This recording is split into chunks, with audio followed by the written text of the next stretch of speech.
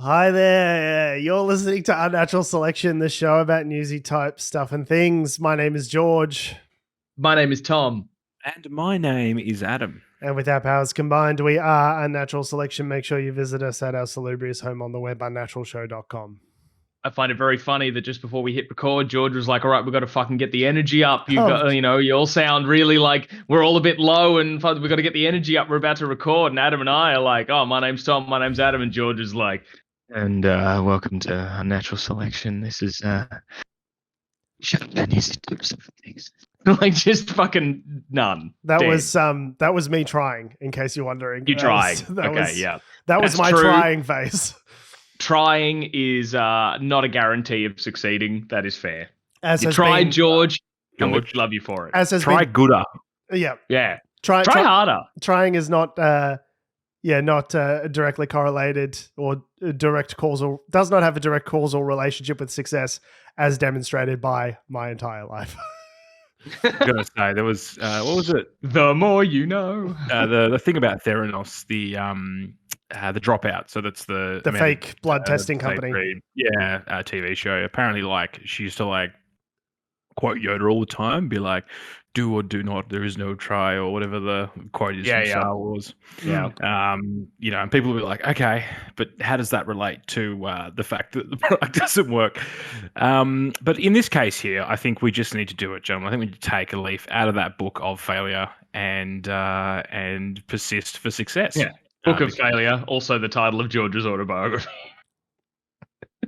Yep. He's just nodding silently. Yep. Oh, he didn't laugh at that. So now I feel like it was mean rather than a good roast.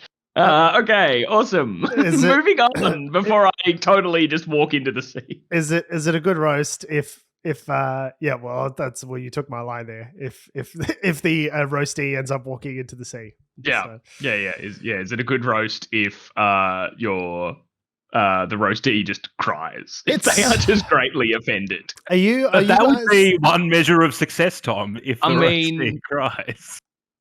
That's true. Like a rotisserie chicken, just not that they cry, but because they're being cooked. But I'll stop talking. Well, they also don't have heads, so no tear ducts to cry out of. Mm-hmm. So how did we get here? My God, what a fucked day!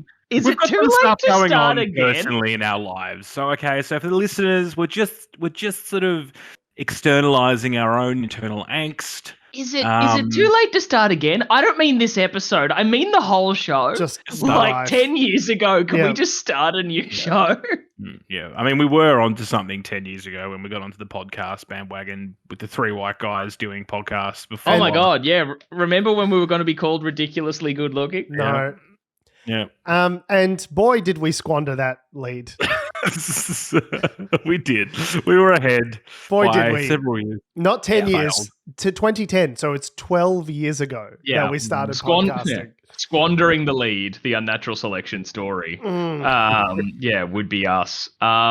We're in a really good brainstorming mood today, guys. I'm hearing lots of names being thrown out there. Yeah. Really, just put it on board. There are no bad answers. There are no bad ideas. But I suppose, speaking of squandering leads, economies everywhere are fucked. Yes. We've searched hard, long, and far for lots of interesting stories this week.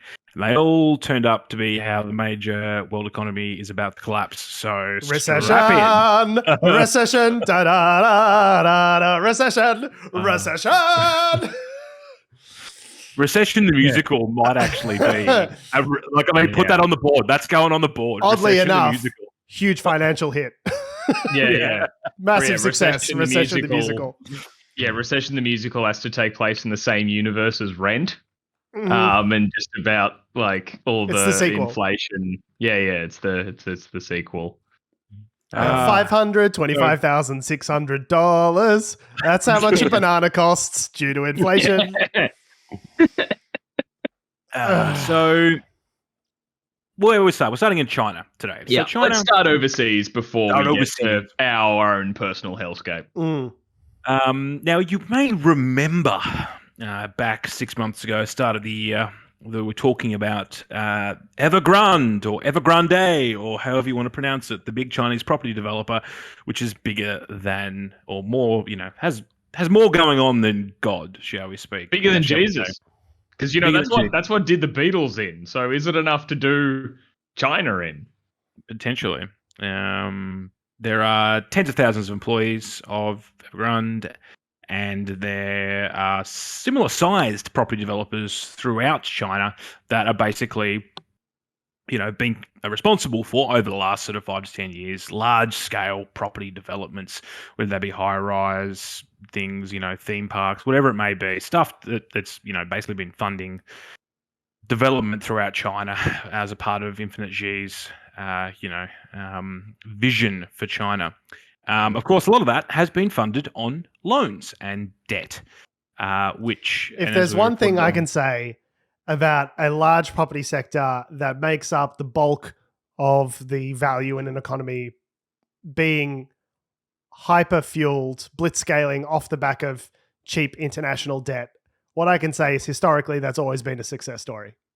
Nailed it every single time. 100% of the Fantastic. time, every time. Mhm. Can't think of any examples circa 2008 where that's gone poorly. So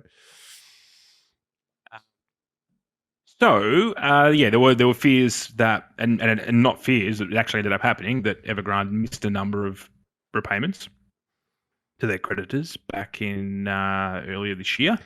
And everyone was like, "Oh, is the property sector going to collapse? Is China going to have to give them a bailout?" Like, and we what's gonna talked about it at happen?" the time. They're like, we're like, watch out for when these companies default on their debts. Like bad things are coming, and then that happened, and then nothing happened as a result of it. It's like in The Big Short, where they're like, "Oh, it's about to collapse. It's all about to come down," and then they just circumvent round it, and nothing happens. Just like Oh, hang it's out like for 9 there's no months. rules. Yeah. Yeah.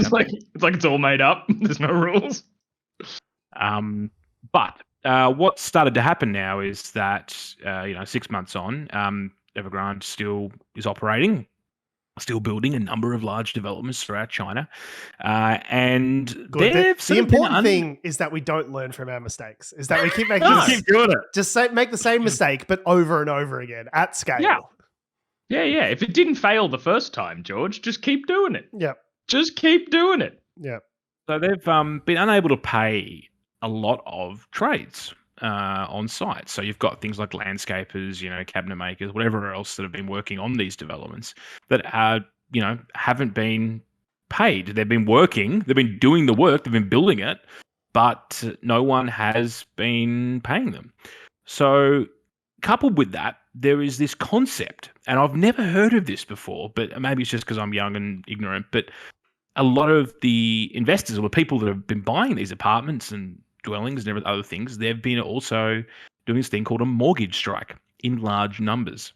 So is this a new thing? I don't know if a mortgage strike, if that's a thing that's ever happened before, but there's at least 300 unfinished projects in more than 19 cities that is now affected by these mortgage boycotts, where people have just gone... Just to go backwards a little bit. So a lot of these buildings a lot of these apartments were bought off the plan, which is to say, this is the building that we're going to buy, give us some money up front, and then this is the apartment that you'll have. And this happened a lot in Australia.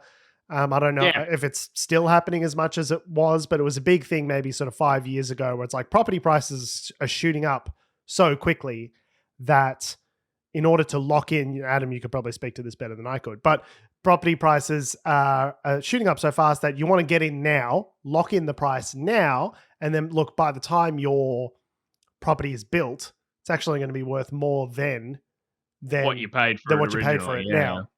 So, and property development and buying and selling is one of the main ways of generating wealth in China, just because of the way their economy is managed. It's not as sort of free like the Australian stock market is. Their stock market is a lot more restricted. It's, I think, 70% of household wealth is in China is tied up in real estate. It is the vehicle for building wealth. So, and then basically what's happened is, as these companies like Evergrande have encountered a liquidity crisis, let's put it that way, then they've been unable to complete these buildings, but people are still paying the mortgages on dwellings that they own but are not yet completed. So Like the money's going from the consumer to Evergrande, and then Evergrande aren't paying anyone else either because they've got they've as you said, they've got a liquidity crisis. So you've got on one hand you've got how the trade that striking. works for a large Yeah. company, but not for an individual. Where it's like you could just give money to a corporation ad nauseum and not necessarily get anything for it. But if an individual does that, that's called something else. Like, But it's crazy because there's money going in and there's work being done. Yeah. But the company is just sitting there like absorbing all the cash and it's doing nothing because you could stick a fire hose of cash into that company and it would do nothing. That's how bad not going to hit the sides. Liquidity is. Yeah. Now, despite all this, the Chinese government has said again they're not doing bailouts.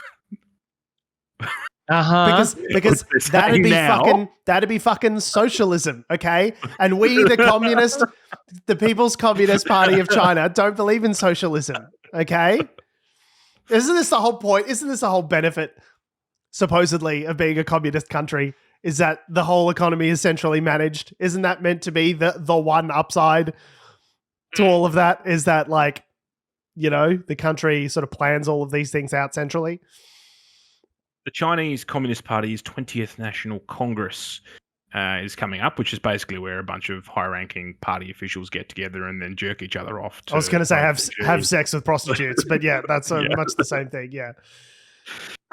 So the idea, the idea is that Xi is trying to lock in his third term and trying to sort of solidify his leadership, and so you're wanting to try and avoid as many problems as possible leading up to that leadership conference, because obviously it makes him look bad if his plan for the economy isn't working out so good.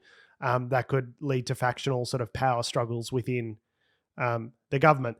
Obviously, it is funny how even when it is a single party government, there's still different sides.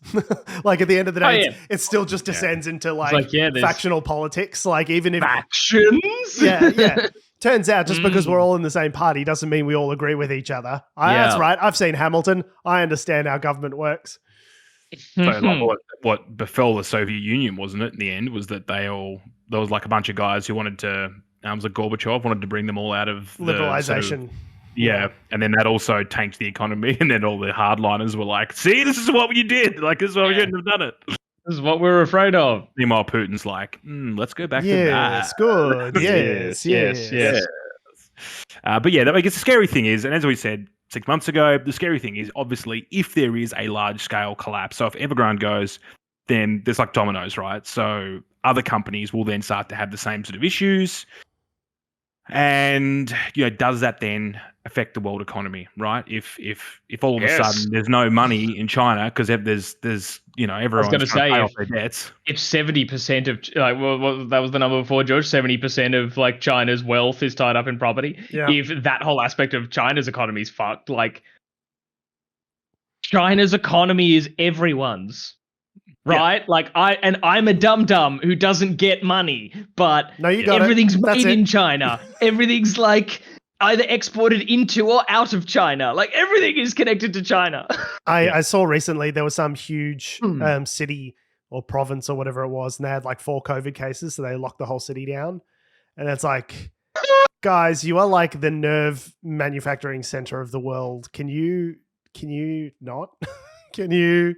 Like, not that I'm like, I was more thinking like, 4 cases and they locked down. We're at what every day now? Are we still at like 10,000 a day? It's like 13,000-14,000 a day here in Australia. In Australia. In Victoria, not just in Victoria. It's plateaued out a little bit, actually. Because we're like 3rd best at killing people with COVID in the world or something at the moment. So per capita. Does that make it better? It's unclear at this point. Like, I mean, is that? Yeah, I don't know. Is that worse or better? I don't know. I just know a lot of people are dying, and it seems like we're doing fuck all about it. So yeah, but look, I really needed to go to Chadstone today, okay, to buy some new clothes. So I want to walk around. It's kind of broken. It's the rub, isn't it? Like I could not go shopping, but I also need to go shopping, and I've got in and out in 2 hours. but like there are people that have obviously been there the whole day. Hours. The food court was jam packed. People like, less than a meter away from each other, just like hocking in noodles and God knows what else, breathing on each other. I bought a pair of shoes, and on the bench behind me, like this little 2-year-old's just going. Doing like the 2-year-old cough where like their mouth is just wide open and the tongue sticking out like that. Yeah. Yeah. I'm like, cool. I'll just take these Nikes and move them across. Okay. Do you have these in the back in a size 9 and without SARS-CoV-2? Yeah, I could. Yeah, it's like smoking and non-smoking sections. Could I be in the non-SARS-CoV-2 section, please? Yeah. This might be a slightly oblique reference, but I'm going to bring it up anyway because it's amusing to me. But do you guys remember the Studio Ghibli film Spirited Away? Yes. Okay. I haven't seen it in a long time, but yes, I remember the pigs and stuff at the start. Yeah. So yes, so this is the reference that I'm making. Is that it's like a Japanese animated film, great film. You should definitely see it. Miyazaki. This Miyazaki film where this girl and her family kind of get lost in this sort of like ghost town anyway, and she kind of like passes into this like spirit realm and has to sort of find her way back to the world of the living. And it's a dope film. You should definitely watch it. But that sequence at the start where her parents get turned into pigs and they're just like scary. At the noodle bar, like scoffing down food. That was the image I had in my mind when Adam was describing the people at the food court, because it just like, it does that kind of like horrifying image of like seeing people like smushed together in the ways that we've been doing that previously. It was like, it's actually like it's scary and overwhelming. Like I was off on a work trip a couple of weeks ago. That's why I wasn't around. So I was in London for this conference, and Piccadilly Circus like legitimately gave me anxiety. Like I was there, and it was just this like throng of people, this just like throbbing mass of humanity, and it was like, I'm not used to, like, Piccadilly Circus is obviously central London. It's one of the busiest places possibly in the world. It's like Times Square for London, right? Very, very busy at normal times, but like in the midst of a pandemic, to be in that throng and to be, and they're even more laissez-faire about the masks and stuff than we are. I believe there are 0 mandates at all in the UK at the moment. Just none. It was very overwhelming. And like I'd be on the tube, and it's like, guys, we're in a sealed cylinder. There's like 200 people packed onto the tube. It's stinking hot, sweating balls and just like breathing each other's air. And I'm like the one dude on the tube with a mask. I'm like, okay, I guess we all just gave up. You know, there's an election coming up for, Infinite G. There's an election coming up for Dan Andrews here. The Premier of Victoria is in November. Yep. And I guess everyone's just like sick. We're just like, we're over it. We're just bored of mandates and masks, and we're just not going to do it. We're just going to pretend like it doesn't exist, and a bunch of people are going to die, and that's just the way it is. And of course, like inevitably, I got COVID, like because of course I did, because I was swimming in COVID soup on the plane in Piccadilly Circus, on the train at the conference. Like they're just serving COVID with chips over there. Yeah, Kel fucking surprise. I couldn't tell if the food was tasteless because it was British or if it was because I had COVID. But either way, yeah. But so but my economy is kind of the point. But the economy, but at least the economy's failing. You mean that sweet economy, that sweet, wonderful economy that we saved, where there's now a fucking surplus of avocados that they want us all to just be buying and, I don't know, like fucking quaffing down with our toast and rubbing all over our genitals, that they tell us that if we're buying them that we can't afford homes. Does that mean but now you want us to buy all the avocados now, do you pricks? Does that mean now that avocados are $1 a piece for the first time in maybe my lifetime, does that mean I can afford a house? Yeah, and the millennials aren't spending any money and it's causing inflation to go up. Because you keep telling us if we buy things that are fun, that's why we can't afford homes, you fucks. Wait, that's what? What do you want us to do? Like, they keep saying, like, we're not spending enough money, that we're saving too much, and we're not putting it back into the market, like, not putting it into the economy. I think that's a separate point to the inflation. The inflation's separate to the inflation? I don't understand money. The point is, they told us to not buy frivolous shit, and now they're saying, you're not buying enough frivolous shit! Yeah. It's I'm bad. angry this week if that hasn't come across. It's bad. It's real bad. We'll talk about the Australian economy in a minute, but we'll stay overseas. And we'll now transition to the United States of America. Wait, Can I please before get we- a national anthem? Before we yeah. do that, I just the whole thing Payment. about the mortgage boycott, people not paying their mortgages. Oh, yeah. I I was wonder like, I find that really amazing. that's nuts. And I like, especially for a country like China, which has got such strict controls on protest. I wonder if you guys think that this is a way for the Chinese populace to express their displeasure because it's directed at a private organization and not at Fucking the great. government. But the government's also gone, that's okay. The government's kind of on their side a little bit. They're like, oh, if you look, maybe we'll just like let people not pay their stuff for a while. But like, imagine that, because the bank's not going to foreclose on hundreds of thousands or however many it might be of properties at once. It's the let's storm Area 51 logic. They can't stop like- all of us. If we all Naruto run into not paying our mortgages, maybe we can actually affect change. And I was thinking this. I was like, well, what, like, could that work in Australia? Obviously, China, you've got the volume of people, that and it's also a different situation slightly where it's all sunk costs into one or two, a couple of developers basically. Whereas here, it's a lot more spread out, Distributed, yeah. Yeah, but like if interest rates, and we'll talk about it again Australia in a minute, but if interest rates do go up, could you have 100,000 customers at CBA just be like, nah? Like how would you organize that? Like, well, I mean, if the American economy was any after the 2008 financial crisis, what they did in America is they more or less let people go homeless, let the houses be foreclosed, and then bailed out the banks. Rather than and this is the argument that John Stewart logistically and legally to do that, it's a massive undertaking. Well, and they've more or less said that they don't want to bail out the property developers. They're kind of very resistant to that. But the argument that John Stewart was making is like at the time, while he was the host of the Daily Show, is rather than having this sort of moral hazard of like companies, it's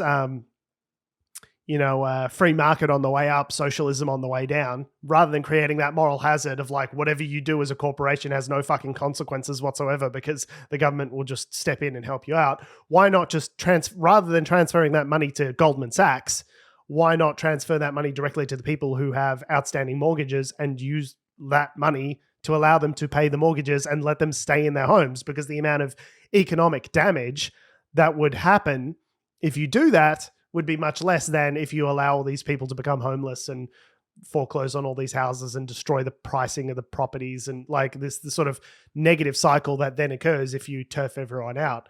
Obviously, they didn't do that in the States. They just gave the money to the banks and just kind of like the economy limped along for a good, half a decade in order to get back to where it was. But I don't know what reductions. There were like houses that you could pick up for like $10,000. Like house prices massively deflated. I don't think if that happens in Australia, like we're all going to die.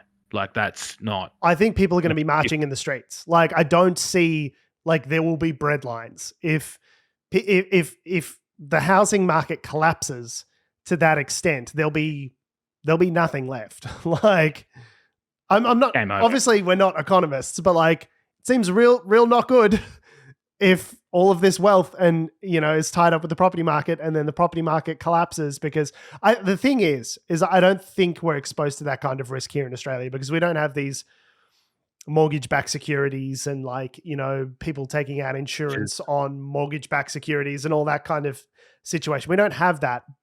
I think the people most at risk, you'll be pleased to hear, are people like us, millennials, who may have in the last year or two on the promise of Philip Lowe that said interest rates are going to stay the same until 2024, which he later said was a bit of an embarrassing remark. Oh, how embarrassing for you, Philip. If I fucked up that badly at my job, I'd be fired. But Philip Lowe just has a little embarrassing moment, does he? Okay. Obviously, interest rates have not stayed the same until 2024. They're rising sharply. But the people who are most likely to be affected are people like myself who have bought in at the height of the market under the promise that interest rates would stay the same for the next 2-3 years. So they had time to potentially get ahead on their mortgages and sort of prepare for that. And now interest rates are rising sharply. They've bought in with this big debt and now the interest rates are going up. Those are the people that are most likely to be fucked, not the people that have been homeowners for the last 15, 20 years because their debt's already $200,000 from fucking 15 years ago. So they can absorb that kind of increase. It's the people that have bought into the Ponzi scheme, the pyramid scheme recently that are that highest amount of debt and will suffer the most because of the high interest rates as a result. So should we talk about Australia then? We're sort of skipping the US here a little bit. Should we just get into Australia and then come back to the US? Sure. So obviously, interest rates are probably going to rise up another 0.5% in the next month or so. So they'll go from 1.35 to 1.85 is what we're thinking. Could be more, could be less. So just to be clear, that is the cash rate. That is the rate that the Reserve Bank of Australia supplies money to the big four banks at, right? Yeah. So when the cash rate is at 2%, the real interest rate that you're paying at for your mortgage is probably like 4.5, something like that. It's usually like a couple of percentage points over and above what the bank is getting, which like begs the question. They can make money. Which begs the question, what is the point of banks if that's the case? Like, why not just loan the money directly from the Reserve Bank of Australia to the end users rather than having this middleman that comes in and takes a couple of percentage points for just like being in the middle of that transaction? I just don't understand why that exists, but okay. Savings account there since 1995, so I've got to keep it anyway. I don't know, it's dumb, but that's the financial system in the West, so go figure. That's what it is. Yeah. So so the unemployment rate, such as we understand it, does seem to be falling, but as we've discussed, that unemployment rate number is subject to a bunch of crazy bullshit, dodgy accounting. Yeah, exactly. Crazy, dodgy accounting bullshit. So like anyone who has, I think the definition is 1 hour of work in a week, or is it a month? Yeah, it's like if you do like 1 day of casual work in a week, you classify as employed. Yeah. So like, and the unemployment rate refers to people that are actively seeking work in the economy and haven't gotten it.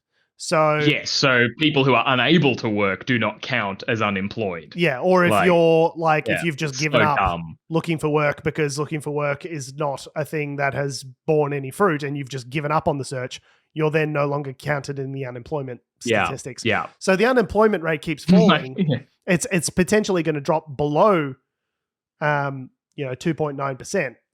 That's the best case scenario that one bank's economic team have forecasted. But like it's pointing towards sort of 3%, and Australia's unemployment rate has not been that low for many years. So we talked about this a couple of weeks ago, I think, with Tom, or maybe we didn't, maybe we skipped over it, but the concept of maybe it was an article I read actually, but the concept of full employment. Maybe it was an article that I shouted. It was like, Tom, you and I discussed this. Maybe we didn't. Maybe I just read the thing and I was thinking about it. But you'll remember this, the article that I read. Maybe Philip Lowe crept into my house late at night and whispered it into my ear as I slept. But I love it when Philip Lowe just whispers sweet nothings to me as a bedtime story. Lol jokes, suck eggs, guys. Just doing these ones. Sweet nothings like the cash rate is going to remain consistent until 2024. Sweet nothings like that. But yeah, the concept of full employment, like you can read up about this, but like up until the 70s, full employment was a policy. The concept was let's get employment as low as it can fucking go. Unemployment, sorry. Basically. And there was like a thing called the Commonwealth Jobs Agency or something. But the concept was if you didn't have a job, you could go to the government and the government would go like the equivalent of Centrelink and they would go, here's a fucking job. Yeah, effectively a job, what the Americans would call a jobs guarantee. And then in the 70s, we would basically say, that's too hard. We're just not going to do that anymore, which is a great way of succeeding, is just changing the goalposts. Is just rather than having full employment, we're just going to not have full employment and fuck them.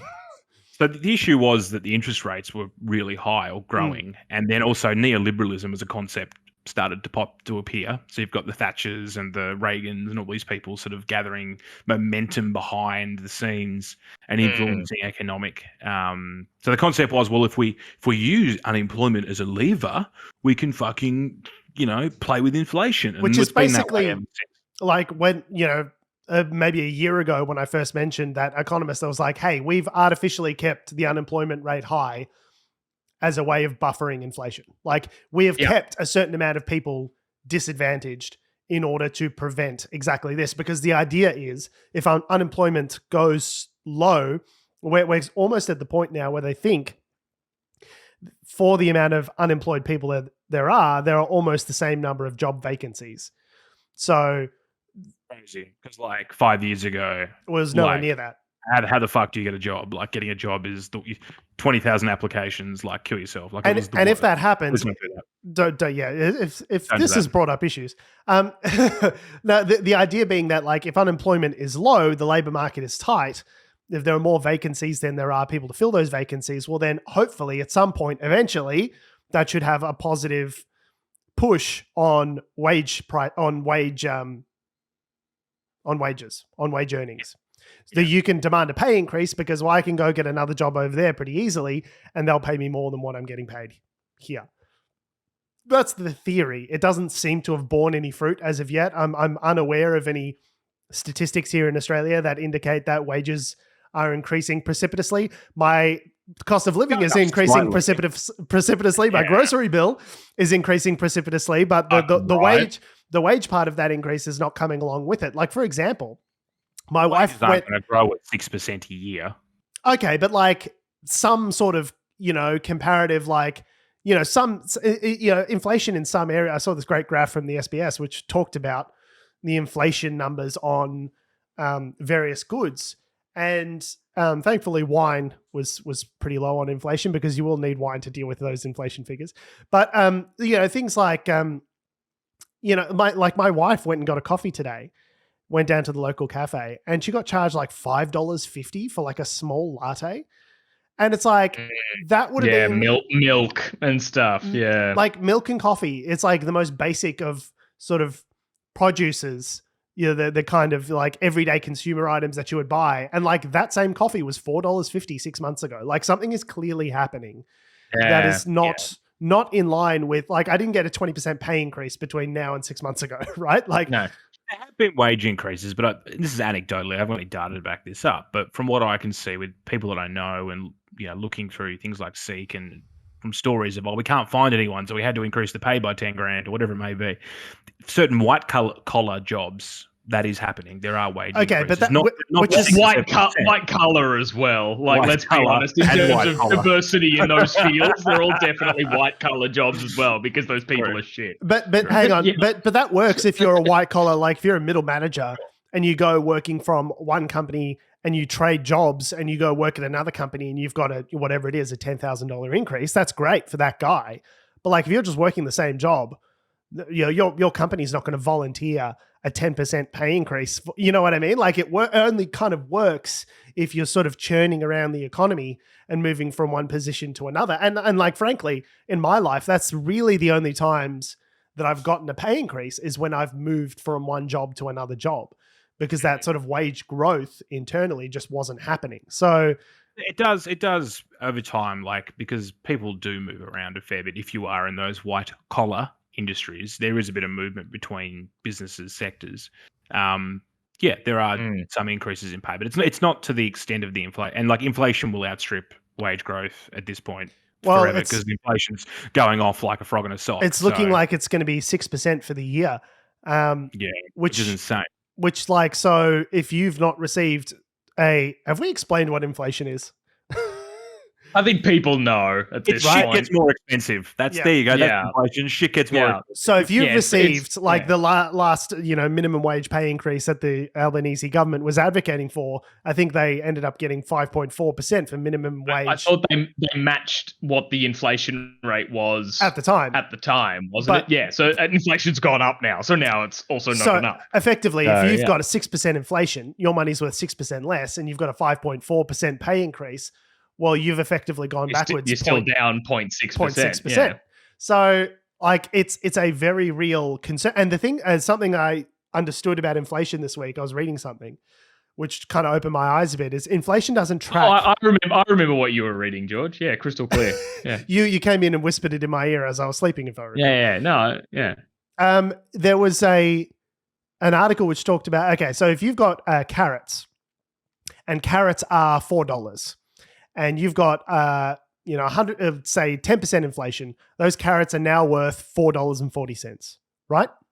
From one quarter to the next. If those carrots stay at $4.40 for the next quarter, everyone will look at that and go, great, there's been zero inflation. Fantastic. We've won the inflation war. But the carrots stay at $4.40. So inflation just talks about the rate of the increase, the acceleration, rather than the speed. Does that make sense? Well, isn't this the same? Again, I don't understand money, but this is my real dumb analogy. But isn't it the same with like petrol? Like people always talk about like, oh, when oil goes through the roof, like suddenly our petrol prices are like $2 a liter or whatever.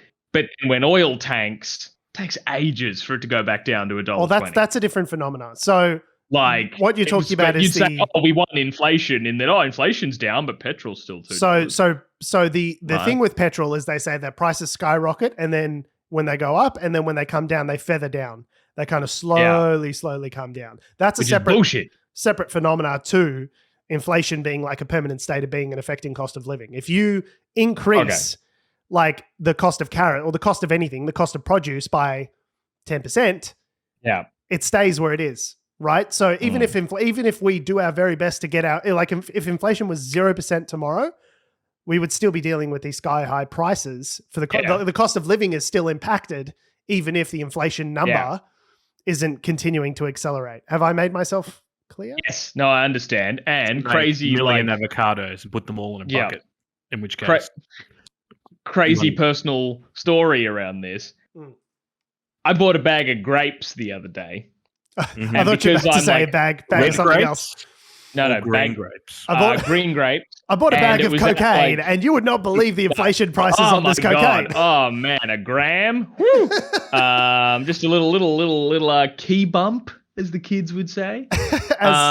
You would not believe the prices. You know, the cost of living nowadays is just absolutely skyrocketing up my nose. Like it's insane. Like the key bump of cocaine costs more than the keys. I don't know how much cocaine costs. Anyway, I bought a bag of green grapes the other day, and because I'm one of those polite weirdos, even though I was at a self-serve checkout, like it wasn't like I was being stared down by a cashier. I just went, I just paid for them anyway, rather than taking them back or whatever. But how much do you think I paid for? You know those when you're in the supermarket, they come in like a little plastic bag with a handle. Just a bunch of grapes. How much do you think I paid for a bag of green grapes? We got $10 from Adam, George. So is the Price is Right rules closest without going over? Is that the... Sure, why not? $1. Adam wins, $14. What?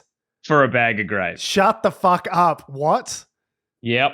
I mean, it's calculated based on weight, but all I had done was pick up one of those bags, put it on the scale. That's crazy. $14 worth of green grapes.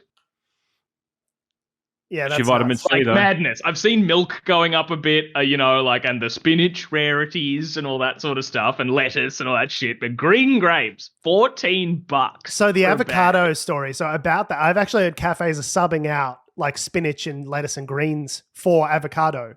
So that's my worst nightmare because I hate avocado. Well, you're wrong. Avocado is delicious, but like because I hate avocados. There's like all this new production to service the demand has sort of come online recently. And then because of the weather being weird and cooked, they've had like a bumper crop. So that's why there's this massive oversupply of avocados at the moment, to the extent that avocados, which are normally between like $2.50 and $5, are $1 each. So there's like all these weird things happening in the economy. But with your carrot example, should we just make more carrots? Well, that's the idea, right? That's the whole idea of supply and demand, right? If the supply is not meeting the demand, the price goes up. The price is then a mechanism which sends a signal to farmers being like, yo, carrots are really in demand right now. You should grow and sell more carrots. The idea being that supply will eventually meet that demand. If anyone who studied economics, you'll notice the sort of supply demand X crossing each other point. And then those prices should even out to some degree. The problem is that because it's not just like demand. Before, the issue was demand. Okay, when everyone's sitting in their house and nobody's sure because everyone's in lockdown and we're all freaking out about the economy. When we're all shitting ourselves, we all need toilet paper. No one's spending any money. then you have this like glut because the demand is down, and so the supply is too much. It's more than meeting the demand.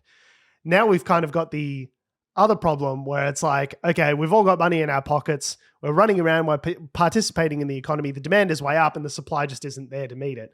So the answer is to increase supply. And that's why Joe Biden was in Saudi Arabia being like, yo, can you give us some more petrol to meet this demand to try and help lower prices? And the Saudis were like, we really just wanted a picture of you fist bumping our guy to give him legitimacy. Like, we actually don't care about the petrol stuff. Like, if you could just ideally give him a fist bump and then we could put that on the cover of Time magazine, that'd be ideal. And everyone just want to shake hands with ghosts in Israel. And as long as nobody mentions the words Jamal or Khashoggi, then everything will be just fine. So that's what that whole sort of endeavor was about, was to try to get that supply up. But when you've got cities in China locking down over 4 COVID cases, further constraining that supply, it's not good for the other side of the economy. It's only going to contribute to more inflation because there's even the same amount of money chasing fewer goods than before. Ukraine, who are like one of the largest wheat exporters in the world, God. Just like not exporting wheat. Who needs bread? Right? Yeah. Who needs bread? Only bread? Hungry people. Idiots. Don't be hungry. It's so funny, like to think about where we're at. We have lived through, in the space of 2.5 years. It's so fucking crazy, bro. Or 3 years if you want to go back a bit. With like the economic, like this would normally happen over 100-year cycle, right? Is that these economic things that we're going through. And we've done them in like 5 years. We're just fucking honestly smashing through it. The thing that I'm most mad about as a millennial, and I don't know if you guys share this, I'd like your point of view, this anxiety, is that like I hate having to be a fucking expert in order to figure out like whether I can live and buy a house. Like I needed to work solidly for a decade, not spend any money on alcohol or drugs or, hobbies, or like save, invest, get good at investing, like live with my parents for 9 months. And I was lucky I had the opportunity to do that, and they were able to support me in that in order to get the money together to buy a house with my wife, right? Or to buy a 2-bedroom unit. 2-bedroom unit, 35 kilometers away from the city, the Australian dream. And I had to do all that, get good at investing, learn about money, learn about inflation. And now I'm having to like look at the news and predict with some degree of certainty what the global economy is going to do for the next 2 years, 3 years, 5 years, to figure out whether or not it's going to be financially catastrophic for me to buy a house. Like, I shouldn't need that level of work, effort, and expertise in order to just like have shelter. I mean, that's a pretty Western, you could be in Venezuela, you could be in Sri Lanka, you could be in like any South American country, you could be in Nigeria, you could be in Chad, like any of these, maybe not Chad, but like any Ethiopia. Like there are countries that have had these economic cycles like we have had in the past, and we've just gone, oh, that's the third world. Yeah. But it could just easily, like Zimbabwe's hyperinflation could happen here. Like it happened in Germany in the 1920s. Like it could happen to developed economies. Like nowhere is insulated. We've just been really lucky over the last 200 years in Australia, where it's been pretty normal. Fine, yeah. But it is frustrating to me that like, our parents' generation, the boomers, baby boomers, had a certain degree of certainty. They know if they bought a property, it'd be worth more tomorrow than it was today. They could get a job. Like, yes, they didn't have smartphones. They didn't have LCD TVs. Like, there are certain things that we have that they don't have. But I feel as though they grew up with less economic anxiety. You could just be a guy. You didn't have to think about politics and inflation. You just like went and worked your job and you saved up your money and you bought a house, and it was like one guy's salary was enough to raise a family on, and like things would mostly just be fine. And like now I need to be like, Philip Lowe's projections seem a little bit on the nose. I wonder if he's forecasting additional uncertainty in the market. Like I shouldn't need to be an expert in order to like live and not go broke. That's it just goes to show how good things have been over the last couple 100 years. The thing that I find really funny is I love that I keep equating this just intergenerational like theft of wealth, and like all of these things. And Adam's like, yeah, fucking sucks. Hey, anyway. Yeah, we've had it pretty sweet. I don't really understand. Like, I know it's unfair in terms of intergenerational. That's equity, all I the want. whole As I thing just want one is- fucking boomer to be like, we did fuck things up for you, bro. Sorry. Just I'm one. not going to do that. No. I think it's I've tried to confront my parents about it. No, and all they've you gone, need to "Oh, do, but we had 17% inflation. I'm like, Okay. yes. interest, but- yes, but your loan was $20,000. So, like, swings and roundabouts on that one, bro. 60,000, George. Come on. No, but like the thing that I keep equating this place that we're in is that we're sort of, to my mind, we're we're at the moment we're either at war or we're just coming out of a war. But and if you take the thinking of a country that has just been at war or has just come out of war, there is a different economic model and a different way of thinking than what we've got now. So you'd either you'd transition the economy to a war economy, which is where the government basically goes, fuck your freedom, we're going to fucking nationalize certain sectors and make them do things because we need them to. So socialism. The second thing Well, I mean, is yeah, okay. they Yeah, will do go on. things like rations, where it's like, maybe it's not good to have demand here and supply here. Maybe we should try and grab a hold of those levers. Yeah, a little maybe bit. let's curb some demand. Well, just the concept of saying to people, and people bought into this after the war, where, yeah, maybe I can't go and buy as much as I fucking want because, one, I haven't got any money because there's been a war on for the last 4 years. But also, secondly, like but what I'm getting at is basically there was less focus on the self. On the There was individual. more about the Team effort. the individual, Yeah. the community, and the country. And it wasn't until the 70s Yeah. when they finally decided we don't need to do this anymore, and they went to the neoliberal. But agenda. given that basically everyone alive now has lived in an era of complete abundance and plenty, do you think that there's actually any real appetite for constraints on consumption? Because I don't see No. anyone being Oh, on board with that that. that is our fucking entitlement. Yeah. That's doing that. There's no, like, the concept of me needing to just like have certain things or me needing to go to Europe, right? Like the amount of people I know at the moment, and it's such a white fucking privileged thing of I've got to go to Europe, and people who are planning Europe trips, and that's all very well and good if you want to pay the airfares and whatever else. But like, you don't need to go to Europe. Yeah, it's a privilege, not a right. Yeah. Like, You don't yeah, need like yeah. there's a war on in fucking Ukraine. An airliner got shot down there in 2014. Like there are things that are making me go, I don't really want to go to Europe. It's a bit uncertain at the moment. I could, and it'd probably be fine, but I don't want to.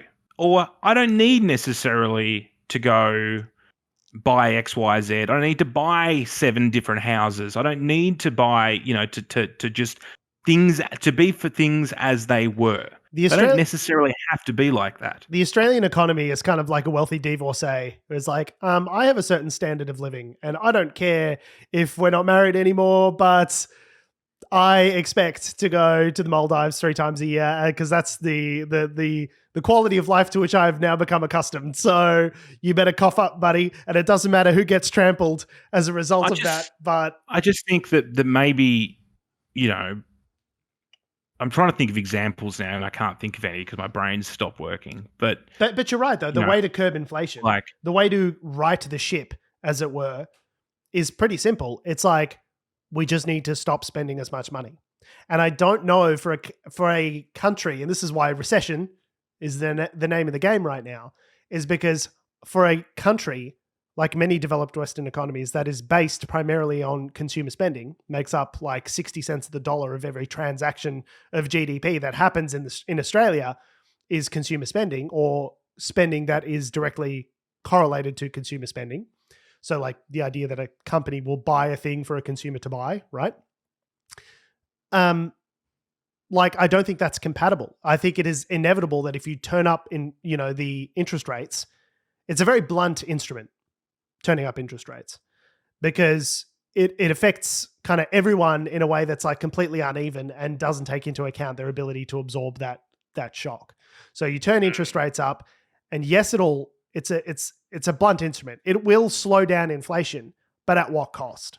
And then the cost is recession, And presumably. the government could, they could look at stimulating particular sectors or not stimulating particular sectors as a way of, maybe all these fucking grants that we've been giving people to buy property, maybe we could Maybe wheel not. that back.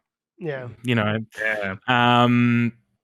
There are things that they could be doing. But look, at the moment, there is a positive, which is that unemployment rate is low. So I kind of feel like as a person whose career is at the sort of still early stages, that's a good thing for me.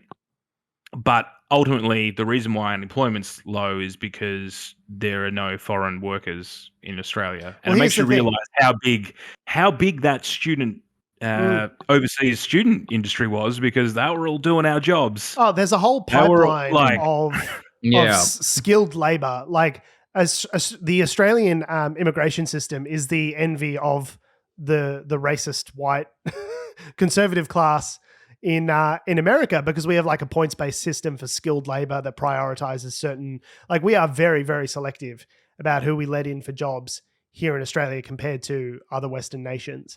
And racists are like, great, we'll just let the productive ones in. But yeah, it is like, if you've got a job, a recession is not a big deal. If you don't lose your job during a recession, everything's hunky-dory for you because your standard of living is exactly the same as it was before. You've got the same amount of money churning through, like your house repayments are all made, like you're all good. The thing that is really concerning is that a recession is arguably less bad than having runaway inflation in the long term, because a recession will sort of come and go, within 18 months, 2 years. But the problem with a recession is that it hurts people at the bottom the most.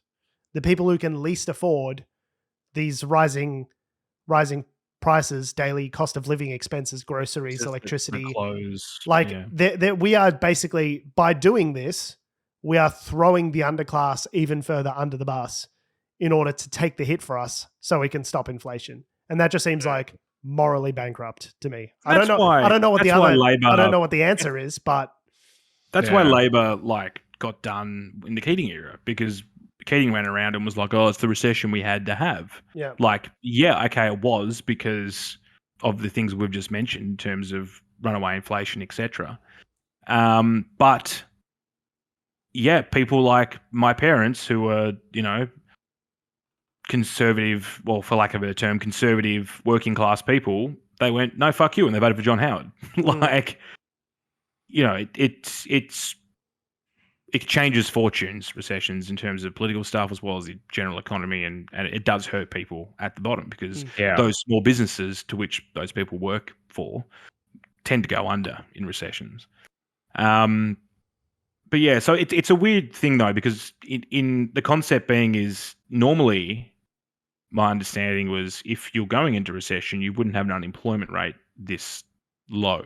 Well, this is what they're saying. They're expecting it to drop off. So if these interest rates keep rising, and they keep rising to the extent that they start causing some real pain and businesses don't make investments where they otherwise would make investments and things like that, the unemployment rate will rise over time.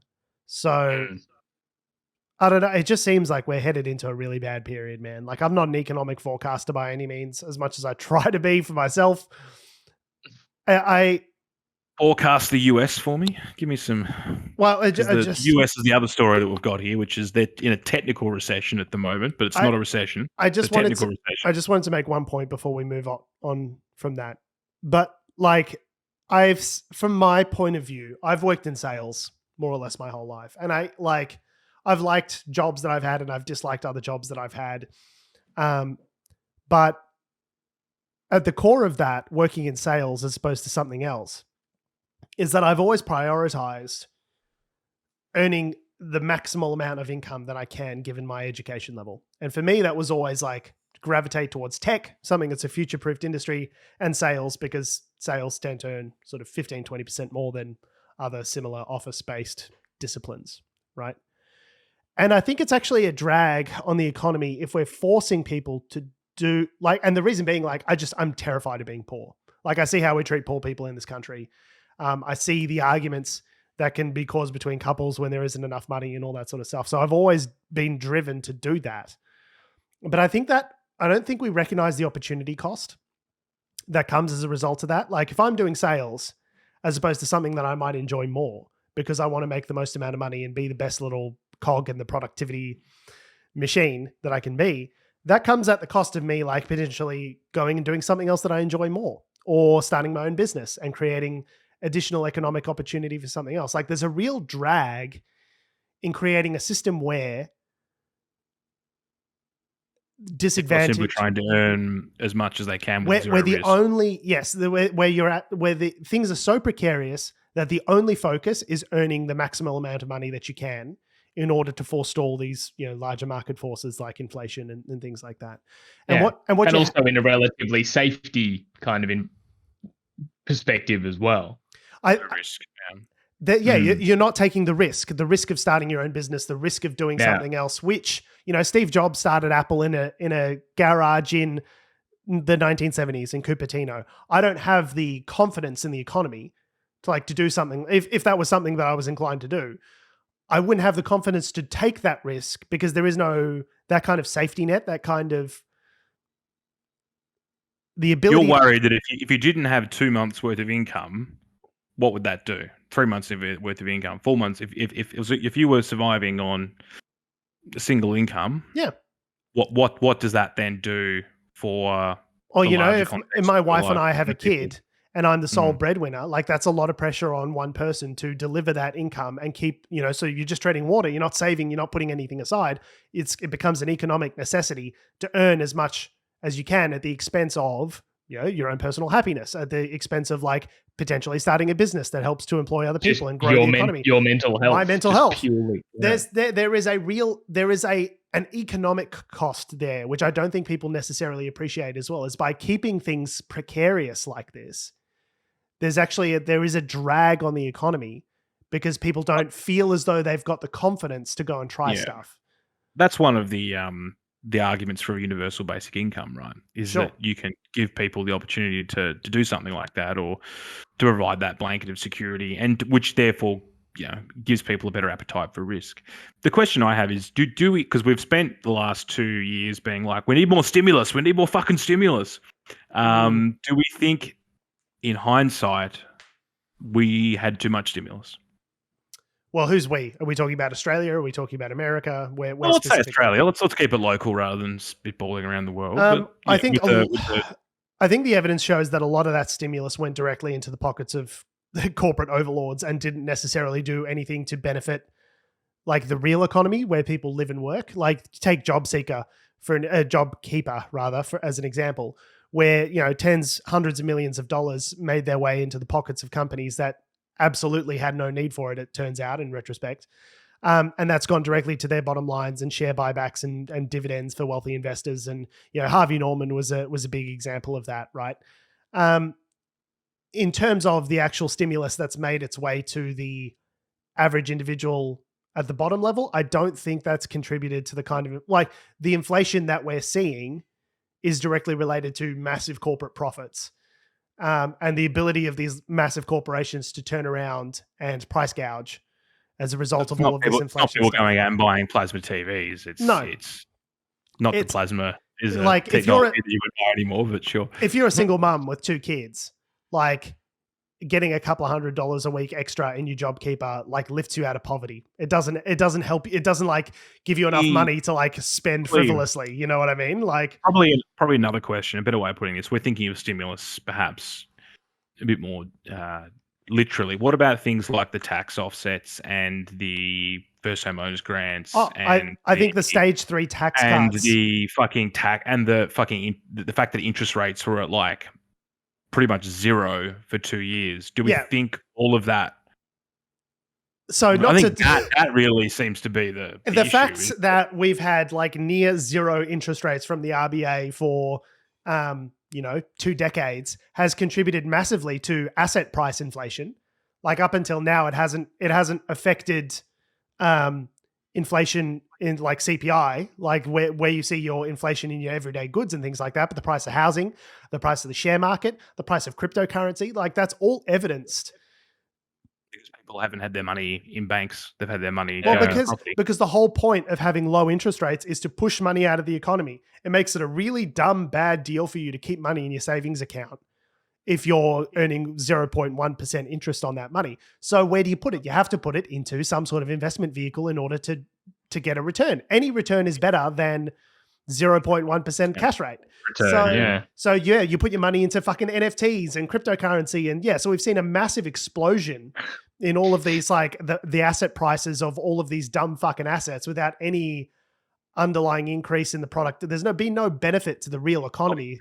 Yeah. There's been no value that's been created as a result of fucking NFTs, but now it's like $1 billion market. So there's like all these buckets that all this money has Fucking gone NFTs. into, but it has no impact on the real economy. It doesn't affect, Nick, the fish and chip shop owner's ability to hire or fire more people or invest in a new, deep fryer or something I'm talking about the real economy that affects people's day-to-day living and expenses, and none of that's been improved, but it's gone into all these buckets that only benefit people who own shares and get dividends from those shares. And it kind of shows that, like the builders, the construction industry in Australia is one of the things that's been sort of propping up a lot of this, and there are a lot of builders going out of business at the moment because, well, there's a whole lot of reasons for it, but it sort of goes to show that we've put a lot of money in the property sector, and it'll be interesting to sort of see,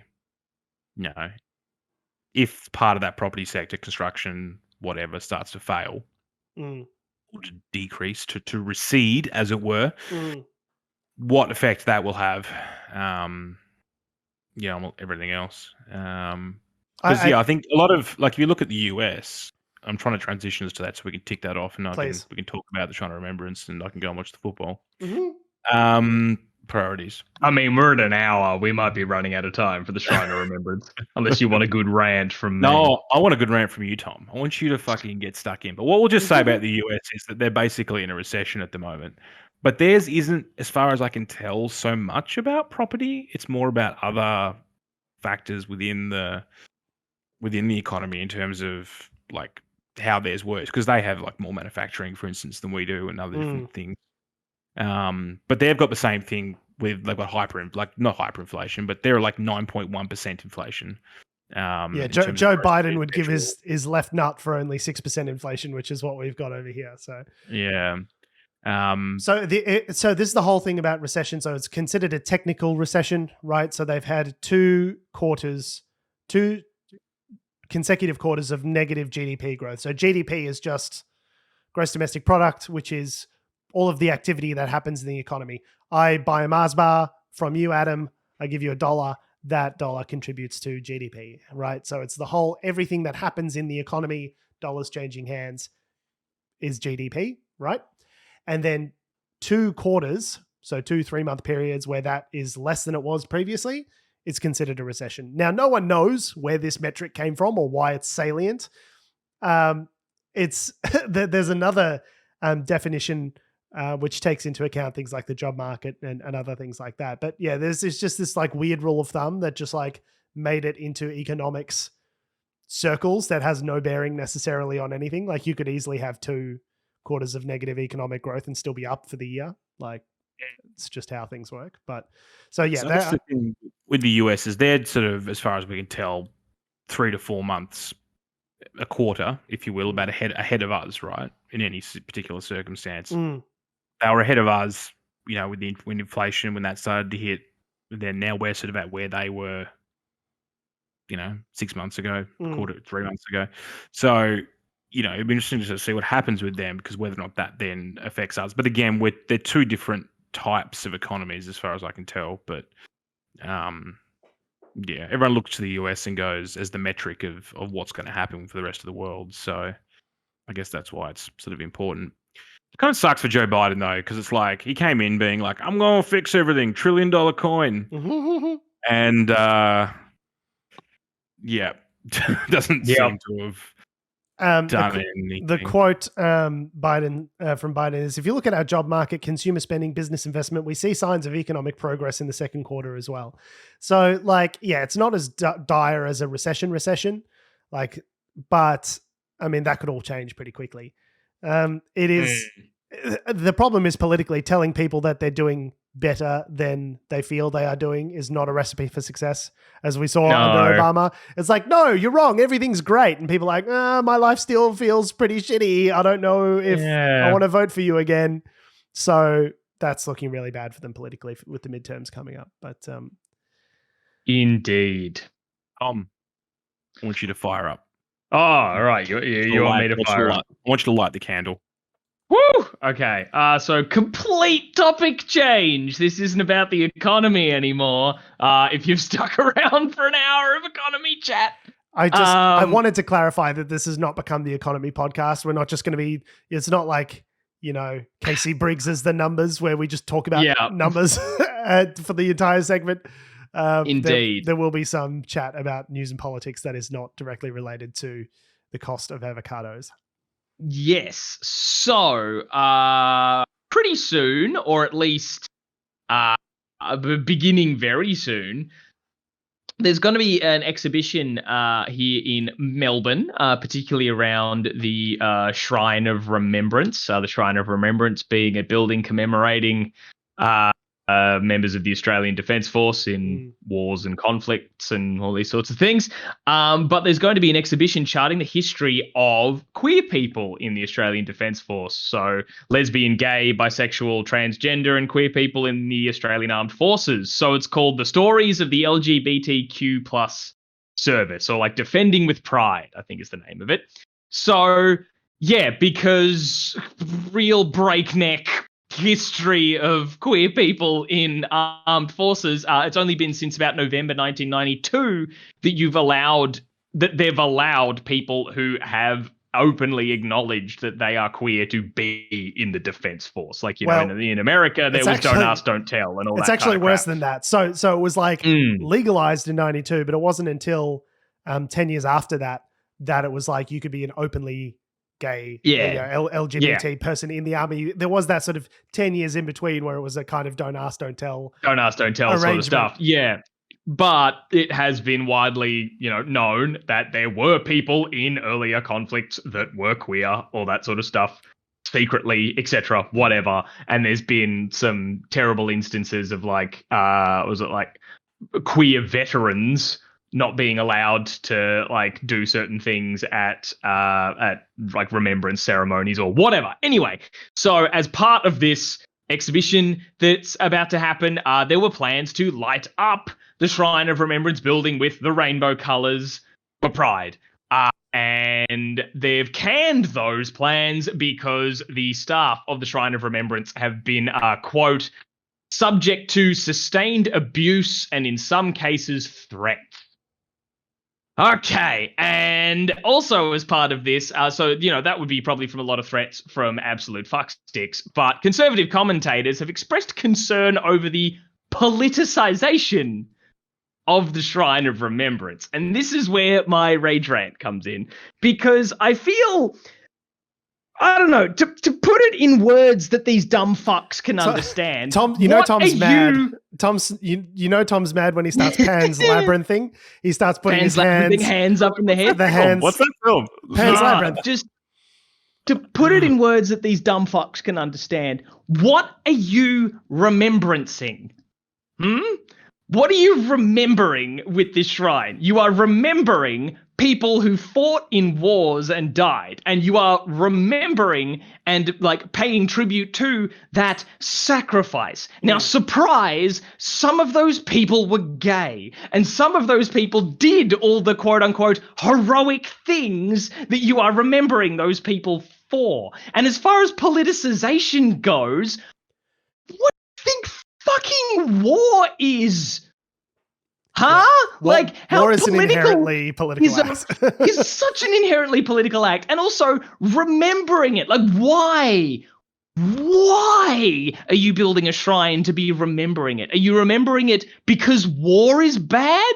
That's how I was always taught about it. It was we have a shrine for remembering people who sacrificed their lives because war is a terrible, awful thing. We hear all the stories of just these young little white boys believing they were going off to fucking the Valhalla, when really they were going to just the depths of the trenches and awfulness. Shock horror. Some of those people were queer. Some of them weren't white. All this sort of stuff. So what you are remember in a minute, George. They are remembering is that this awful, tragic thing, so as we don't repeat it, that war is bad. Yep. And if there's something not political about that, what?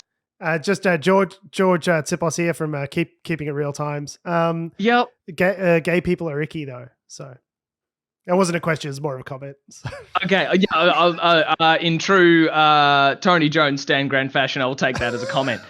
No, but you're right. What could the counter argument possibly be to honouring LGBT service members? Yeah, why are we honouring them? Who are service members? Like they sacrificed as well as anyone else ever did, and like in some cases more because they had to live in obscurity and have a secret, kind of hide their identities, had negative consequences as a result of being LGBTQ in the army. Like I think. Look, honestly, the reason why this is happening is because the conservative right wing. No, well, I think it's more that the conservative right wing movement in Australia has hijacked, is trying, and they've tried to do this during the pandemic. Remember when they protested on the Shrine? They're emboldened. They are trying to hijack. This is what fascism is. You try to hijack the concept of national military prestige, and you take that and you put that onto your agenda. Yeah. I don't think some of these attacks are probably, there's obviously a lot of white bigotry associated with it, to be honest. But part of it also, for me, I'm a little bit concerned that somewhere underneath that, there may also be some of these more sinister movements potentially. I've got no evidence to back this up, but this is my fear, is that there might be something more sinister underneath what is just casual. I don't think that there's any question that some of these far-right extremist movements, like we saw it with the anti-lockdown protests and things like that, there is clear evidence. Like in September last year, there was that massive one at the Shrine of Remembrance. There is evidence of these extremist elements, I don't want to say infiltrating, but hijacking these movements out of a sense of, right-wingers being emboldened by things like the American Supreme Court decision on Roe versus Wade. There's been this fuckhead renaissance where all of a sudden these previously completely objectionable points of view are now mainstreamed.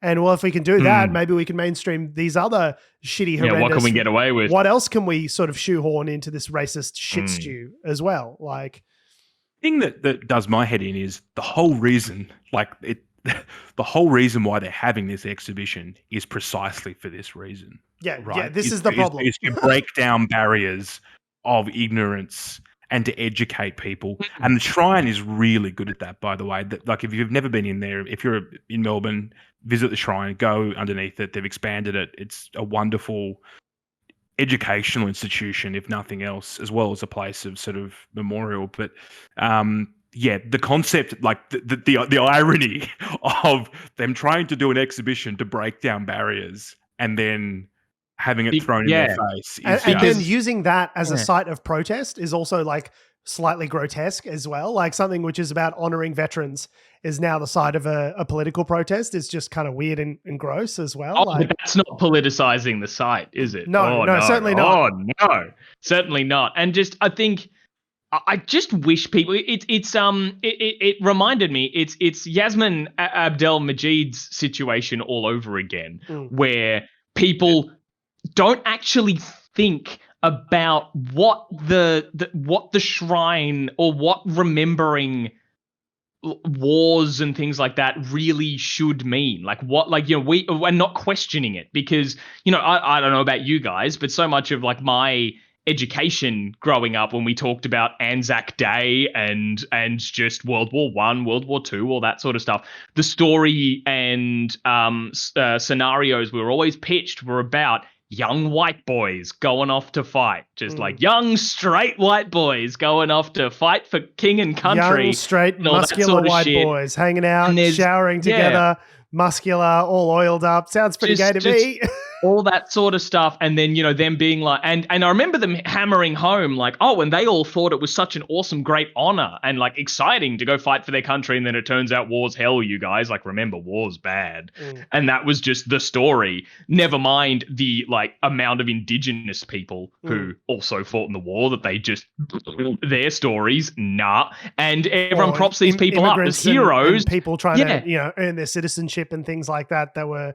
They were also sort of swept up into the war effort, just completely forgotten. Yeah. Yeah, exactly. And all these people who are like such gung ho, but our veterans, Anzac Day people, they really big up all our war dead as heroes, but also if some of them are like, oh, but gay people are icky, as she joked about before, being like, well, no, but those people that you think are icky and less than did what your grandfather did. Yeah. Like the same way. Is that something that, so are they less than still? Like they did the exact thing that you believe that your grandfather was so heroic for doing. So actually think about what you are remembering there. So when Yasmin Abdul-Majid talked about lest we forget Syria and all these places, because what's the point of honoring and remembering, and I keep saying remembrancing because I was using it sarcastically before, but sure, let's make it a verb. Remembrancing these people is so as to not repeat history, to learn about these things, so as we don't have a World War fucking III. Think at the very least, right? I know these shrines are always so linked around world wars rather than all the other fucking like forever wars that we've had since. But it's just so fucking galling to see these people talk about politicizing the shrine. Never mind, it was lit up for police lives. Want to talk about politicizing the fucking site? or lit up for the Queen's Jubilee just recently. Yeah. Do we want to talk about politicizing the fucking site? You fucking... fuck all years. That's all I gotta say. What I would probably say is that I think the exhibition is going ahead, but they're not doing the light aspect to it. So if you do get a chance, go in, check out the exhibition. I think it would actually be 100%. a really interesting one, to be honest, because it is something that isn't talked about very much in Australia's military history. And the irony is the people that most need to go and see the exhibition and be educated about it are the ones that are protesting out the front who won't go in. These are not learners. These are not readers. You know what I mean? The people who are protesting this fucking light show. Yeah. The people who, like you very mentioning that maybe there was a gay soldier in World War II is then disparaging their grandfather's memory. Fuck these people. I mean, I think some people see, they're looking at it and they're seeing it through a political lens where it is, it's the lefties, they're trying to, but again, the irony is that they're, by doing it the opposite, they are potentially doing the same thing for the right wing. Because the thing is that, like, while it is a place of remembrance, and it was literally built by John Monash and funded by people out of sheer grief for those lost in World War I. All those memorials you see in Australia, around the world, in fact, from the First World War, every small town that's got a population of 10 has a war memorial with at least 6 to 7 names on it. That has been done out of grief and sheer despair for the people that were left behind. But you're right, we forget that lesson. There's a war in Ukraine right now where a bunch of people are going in to do their part. And part of what scares me about the right wing in Australia, and you can see this throughout history, you can see it with Putin's work and the way he uses the concept of the Soviet victory in World War II as ammunition to therefore then to use the positive energy from that to then attack Ukraine a couple of weeks afterwards. We use we always, after 50 years after a conflict, after the parents who have funded all these memorials die, they then become part of the national identity and used for political propaganda purposes. apparatus. Yeah, which is not what it's there for. It is there, and I think the schools get this right, but it then plays into this other layer of the national subconscious, which is frightening in some ways, especially when you start to see what happened during the pandemic where they were protesting literally on the steps of it. Lest we forget until the next one. Literally. But anyway, that's probably all we've got time for today. Yeah, on that note, on that happy note, We have been, we are, and we always will be Unnatural Selection. Make sure you visit us at our salubrious home on the web, unnaturalshow.com. Make sure you follow us on all the bullshit social medias that have, do, or ever will exist at Unnatural Show. That's Facebook, Twitter, Instagram, YouTube, and motherfucking TikTok. Make sure you follow me on Instagram, Twitter, and TikTok at George Tsipos. You can follow me on Twitter at Tom D. Heath. You can follow me on Instagram at AC Doreen. And you can follow us all down to the Shrine of Remembrance. No. No, we'll be looking. No, wait, we don't want to make it a political protest. Oh, no. To go view the LGBTQI exhibition, because it actually sounds like an interesting piece of history that I'm sure most Australians don't know. So go and see it. Just a friendly reminder to rate and review the podcast on your podcatcher of choice, because it helps people find the show. 5-star reviews only, thanks. Yeah. If you don't like it, forget everything George just said. Get nicked. Gone. If you didn't like it, address your complaints to Tom D. Heath on Twitter. Thanks for listening, guys. I love your faces. We'll see you next week. I'll just constantly reply with just Homer slinking back into the hedge. It's just my response to every complaint.